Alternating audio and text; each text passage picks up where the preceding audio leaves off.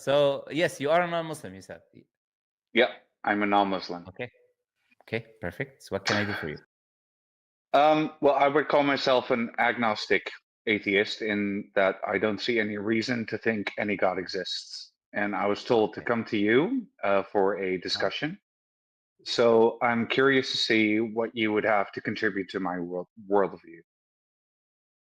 Okay, so I don't know who's told you, because you said I was told. I'm sure like that person is not like sent by Yeah, me or like anything like that. I'm on I'm on Yeah. TikTok every day, and I discuss religion Sure. a lot with Christians and Muslims mostly, actually. And they told me to come to you for some insights.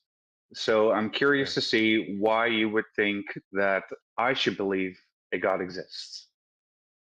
Well, that is the misconception that you're coming with. You're basically coming with what other people told you, and then you assume that I'm of the same position, right? Which makes no sense. You gotta ask me like my position first. So let me say my position clearly. As a Muslim, Allah tells us to deliver the message. What is delivering the message? Delivering the message is like giving someone, for example, a piece of paper that with information written on it, and the person reads it, or telling him certain types of information. Our job is not to convince anyone. Everyone will die one day, and everyone will be held accountable for how they live their life. That is a fact from our worldview. If they accept Islam, it's for their own benefit. And if they don't accept you're Islam, inspired to spread the message, but it's not like you have to convert as many people as possible. I understand that. Yeah, not only that, I don't need to convince anyone. That is the most important part that I want to make, because you're coming from that angle in a way. Oh, can you offer me? So I'm not like a salesman. Like I'm not coming with, for example, with like, oh, please buy this pair. So like, would you like if you got questions? No, about I understand Islam, that. yeah. Like if you got It's just questions that about my Islam, position. My position is that I just don't see any reason why I would think a God exists. So I was wondering if you could tell me why you think God exists, so that maybe I can come around to your worldview. Okay, so you see, that's a very like that's a beautiful way of asking a question. If you ask the question from the beginning, I would say anything. Like that's okay. For example, you can ask me why I believe, and then I'll tell you why I believe. No problem. All right. So my question to you is the following: as an agnostic individual or someone who doesn't believe in a creator, say, or a higher power or whatever, now you have a universe that exists. Now that universe that we live in right now today, do you take the scientific consensus that this universe has a starting point referred to as the Big Bang or whatever? Do you accept that scientific consensus that we have today? Yes. Okay. If you do accept that if something has a beginning, has a starting point, and it is not a conscious being that makes decisions, nor does it make choices on its own and has a will, like for example, rocks or buildings or the universe, or whatever, it's matter. It does not have a will or conscious or agency. Now, if something does not have a will or consciousness or agency, and there is an effect taking place, then by definition, that would require a cause. So my question to you will be, what is the cause that caused the Big Bang first to be compressed into a singularity? Where did the energy and matter come from? What caused it to compress into a singularity? And how did it expand in the exact precise way that it expanded to allow the universe to exist, number one, and two, to allow life to exist? How did that happen? I think, well, I don't know how that happened, and I don't really need an explanation for how that happened to reject the God claim. Because the God claim is the claim of an explanation, and if you can't support that explanation with adequate evidence, then I see no reason to accept that explanation and still remain agnostic about how the universe actually came to be in its current state. Okay, sure. So the I don't know escape card doesn't work, and I'll tell you why it doesn't work. But before I tell you why the I don't know escape card, which all atheists agnostic use, whenever they are put with a question that is destroying the worldview in a way, because you need to like account for that. And you're asking me about God, so and everyone believes that God created the universe. But anyways, I did not bring the word God in my question, right? I did not mention God, but you brought up God because I don't know, maybe there's you're jumping into a conclusion, you're jumping into assumptions. You shouldn't do that. I asked a simple question. Now, taking God away from the picture, because I didn't posit God and I didn't say, "Oh, God did it." I didn't say that. And my answer was, I don't know. My answer was, I don't know. Sure, but there is a cause by definition. That is what common sense would say. Whether you know or you don't know, there must be a cause because there's no effect without a cause. Sure. So let's say I don't know. You claim to know. So how do you claim just step to by know? step? Yeah, step by step. You don't know what the cause is, but you know there is a cause. Let's agree on that first. Yeah, something must have caused it. Okay. Yeah. Okay, whatever that thing that caused the universe will require, by definition, specific attributes to cause the universe. For example, just like we say the person who, we'll come to it. Look, there's no need to rush, right? It's a step-by-step process. Just like the person who made your phone required certain attributes. Without intelligence, without knowledge of language, without being able to assemble material, which is a form of ability, without will and choice, he would not have been able to make your phone. So we say there are necessary attributes. Oh, I already disagree. Whoever created, yeah, you disagree that whoever created. 1 second, let me just say what I want to say, and then you can say because why. You disagree that whoever created the phone needed knowledge of language, needed ability to assemble material. Is that what you disagree with? That's not my point of disagreement. You can't compare a phone to a universe because we know how phones are produced. I never compared yet. Because we know how phones are produced. They are designed and manufactured in a factory. And you cannot show me a universe that was designed and manufactured in a factory. Okay, but this is my issue. Like, and I'll say this to you with all due respect. You're showing signs of jumping into an answer or a conclusion before I even mentioned that. I was literally describing why a phone requires attributes, and then you jumped into you cannot compare a phone to a universe, which I haven't done yet. And then you jumped into why I cannot compare the universe. You gotta allow a chance. First, you gotta be reasonable and accept first premises before we jump into conclusions. Number one. Okay. Number two, not to assume things that I would say something before I say. Once I say that thing, then you can tell me, okay, this is right or wrong. Okay. Let's if I may interrupt for 1 second, if I may respond for 1 second, I didn't bring up the phone. You brought up the phone. Yes. And you compared the phone to you compared the phone to a universe. I didn't. I was giving an analogy. I was asking a question. I said, does the phone... Yeah, the analogy is the issue because it's not analogous. I'll tell you why it's analogous. But first, I was trying to get you to agree to the analogy with the phone before we move on to the analogy of the universe, which then you can pose your objections, and then I can tell you why your objections are incorrect. That's how argumentation works, right? Yeah. All right. Hopefully, there's more patience when we're moving forward. Okay. I'm going to say this. Okay. The phone, again, I'm going to pose my question again. Is it by necessity necessary for whoever created the phone to possess the attributes that I mentioned? Yes. Because without them, you cannot create the phone. Yep. Now, the analogy that I made is perfectly analogous to the universe, and I'll tell you why. Whatever caused the universe, when we look at the universe itself, there are necessary attributes that must be present for whoever caused the universe to cause the universe. Where is the irrationality in the statement? The irrationality is that you are presupposing a who. You are presupposing agency when you have no reason to do so. Did I say agency? Yes, you said a who, which implies agency. I didn't say who. I said whatever. Yes, you said whoever created the universe, which implies a who, whatever. Does it not? I said whatever. No, you said whoever. We can rewind the live. You said whoever designed the universe. Would you like to do so? Would you like to do so now and then apologize for attributing something to me that I haven't said? Please rewind. Absolutely. Rewind the video. Whatever caused the universe, when we look at the universe itself, there are necessary attributes that must be present for whoever caused the universe to cause the universe. Just go on YouTube and rewind the video. I think the viewers will do that. I said whatever caused the universe. Whatever. No, you said whomever.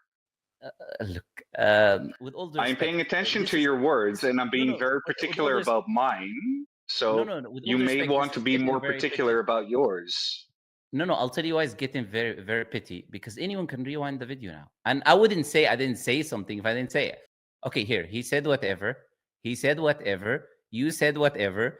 He said whatever. Like, no point of saying people can go and rewind it. I mean, you cannot assume people are fools and attribute to me something I haven't said. And I literally reiterated it twice in my discussion with you. Then hopefully you can be patient and you do not put words in my mouth when I haven't said them. Then you if I am mistaken, I apologize for my words. So I'll say it again, which is, it's fine. I accept your apology. No issues. I'll say it again. I said whatever. Okay. I'll say whatever, right? Whatever caused the universe, by definition, requires necessary attributes to cause the universe. Otherwise, it is not rationally possible to create or to bring the universe or to cause the universe. So I'm saying that's perfectly analogous now with the phone, but you took the wrong part of the analogy and applied it. Anything that exists that has a starting point that is caused by something, whatever causes it needs to require necessary attributes to bring it into existence. That's just common sense. Without necessary attributes, you're not going to be able to bring it. Then it will be something else that caused it. So where is the irrationality or the lack of logic or the inconsistency? Because the way you word this, bringing it into existence implies some agency that chooses to bring it into existence. And that is the part of your analogy that I reject. Do you know what is the definition of the word cause, which I've used and you agreed with?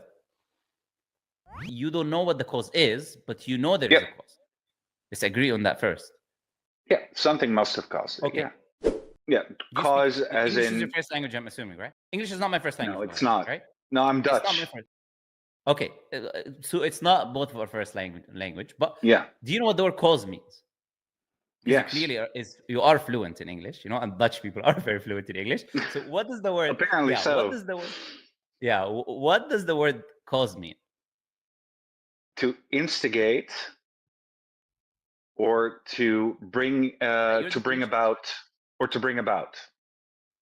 Okay. So to bring about something, which is what I was saying, to bring about the universe, and then a second later you say, I disagree because that implies agency. Yes, because that implies some agency. Did you agree with that there must be something that causes the universe? Because common sense necessitates that if there is an effect, there is a cause. If there is a universe, there by definition, it needs to be brought about by something. And you cannot bring about something without making a decision to bring about something, which necessitates a choice. No, because that would imply that cause and effect always necessitates some kind of agency, and that is the part of your analogy that I disagree with. I didn't say that.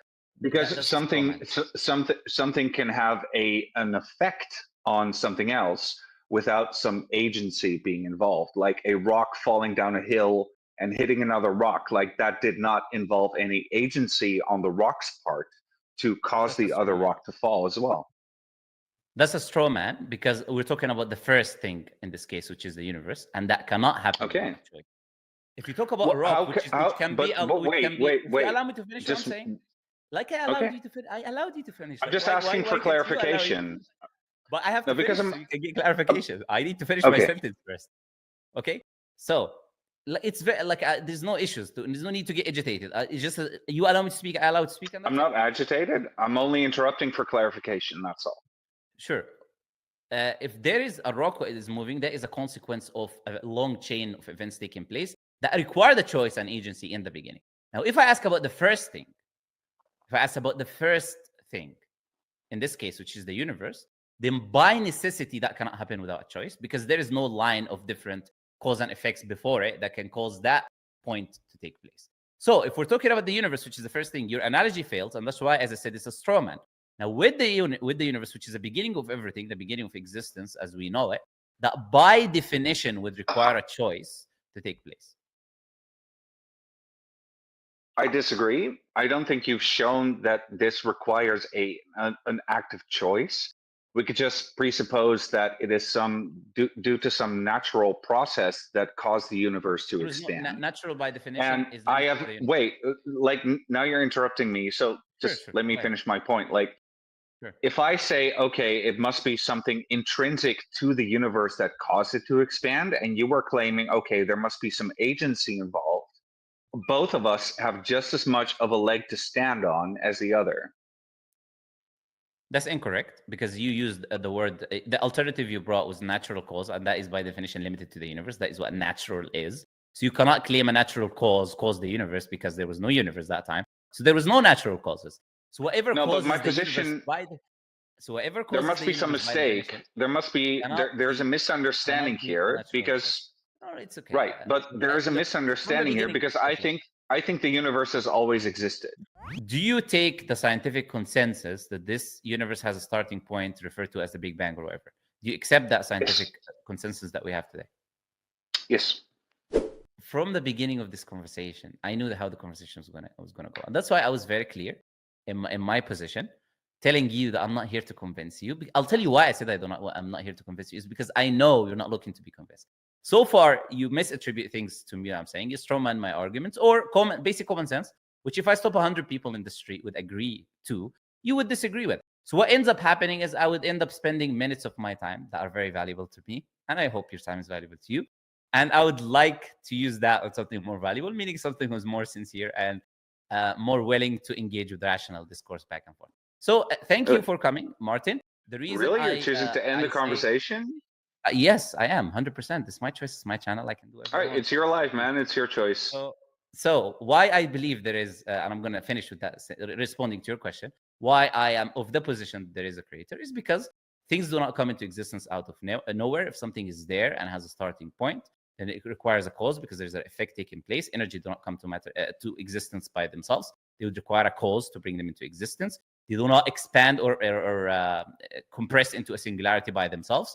They do not do that in very precise measurements that result in very fine, detailed laws, like the laws of physics, gravity, electromagnetic waves, etc. They also, most certainly, they will not end up having fine-tuning, which allows life to exist.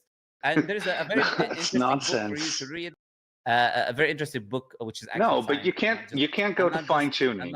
You can't go to fine tuning because not just interrupting each other. It's by Martin Rees. It's called Six Numbers. Because you're about to throw me out, and I can't respond to what you're saying. So you can only point to fine tuning in the sense that you only look at things that you think are fine tuned. It's not about responding. Because there is no longer a discussion. I told you already why I'm ending the discussion. I was just responding. All right, man. Then I'm ending the discussion before you get a chance. Sure. Thank you very much. No problem. We'll both end the discussion with each other.